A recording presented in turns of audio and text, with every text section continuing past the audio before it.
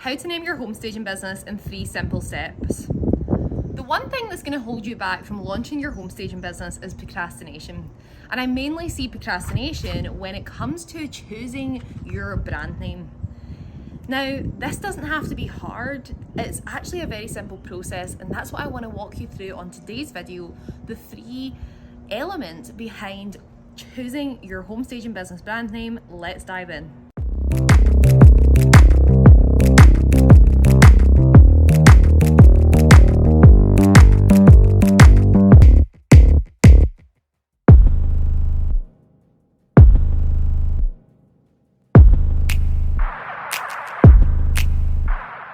Now, before we dive into each of the points which is going to make a successful brand name, I want to just give you a heads up of how long this should take you. In my book, Too Big for Your Boots, I actually talk about this should not take you any longer than how long it takes you to drink a cup of tea. So I want you to get yourself a cup of tea and have it decided by the end of it. If you are extremely indecisive and you can't make up your mind, then I actually learned a really cool technique from Mark Randolph, co-founder of Netflix, who wrote the foreword to the book. When he launched Netflix, he knew that the name was important, but he also knew getting the work done in order to launch it was extremely important. So they actually were called Kibble for the very few months of when they were doing everything in the background. He chose what's called a beta name so bad so that when it came to launch time, he was forced to change it. So don't spend too much time on this. If you still can't make a decision by the end of this training, choose a totally random, terrible name, and then when you go to launch, you will be forced to change it. So what most people don't know is that when I originally launched the Property Stagers, we weren't actually called that. We had a completely different name. About 12 months into the journey, we went through a complete rebrand after taking on our customer feedback and seeing what the market really had to say. So in this video, I'm going to share with you the 3 elements of what we changed and why the brand, the Property Stagers, went on to be an internationally recognized home staging brand and still is today. Let's dive in. So the original brand name was not the Property Stagers. We were actually called Live Interiors.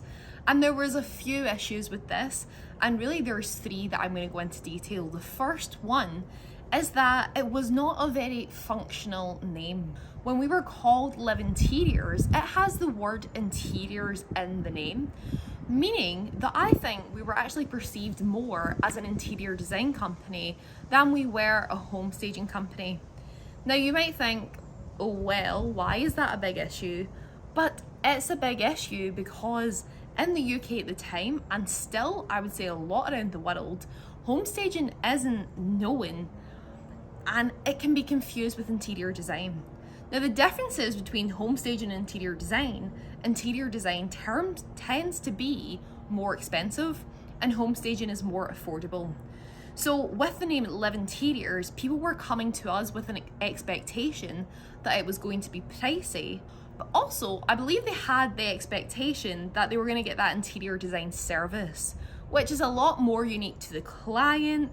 They get their own input in what goes in there, whereas home staging is actually fit for the end client, the viewer of the property. So when choosing your home staging brand name, I would prefer for you to go with something more functional and have the word staging in there. Hence why we changed from Live Interiors to the Property Stagers. It does what it says in the tin. So can you get the word property staging, home staging into the brand name? Point 2 was it was confusing. Because it's called Live Interiors, based on my name of course, Live Interiors, I just felt like it was hard to spell. That could be spelled L-I-V-I-N Interiors. It could be spelled L-I-V-I-N-G Interiors. It could be spelled L-I-V-E Interiors. I mean, there were so many variations, and there was also other companies out there with that name. So I was worried that if someone typed our brand name into Google or into the search bar, that they would actually go and give that custom to someone else. So what you want to make sure when you're choosing this name is that it is easy to spell, it's easy to understand over a phone, and that people aren't going to mistake it for another company. So make sure it's not confusing and it just makes sense. Before I dive into what is potentially the most exciting point, Why don't you go and comment below and tell me what your brand name is? Go for it and I'll see you in the comments. Now, my final point is all to do with vision. What is the vision for your company? What is the vision for your brand? What I often see is people want to build a $1 million empire and they choose a really small town name. We want to talk about what is the vision for your company. See, I seen Live Interiors as very limiting because, of course, it was interiors, but I also had my name in it and I wanted to be able to have team members that would go out and stage the properties. Now, I thought the property stagers, I have international visions for this brand. It is highly scalable. So it's not all about where your business is today and naming it that. It's actually about looking at where is it that I want my business to go and choosing a name that's fit for scale. So you want to be thinking, what is my vision with this business? And will the name that I choose today fit it in 2 to 5, 10 years time? Choosing a scalable brand name if that's our intentions. Now, if you've loved talking things all branding, you want to take it that step further, I have a free gift for you. Just go to becomeastagerboss.com and I have a full free training on how to launch a successful brand and home staging business.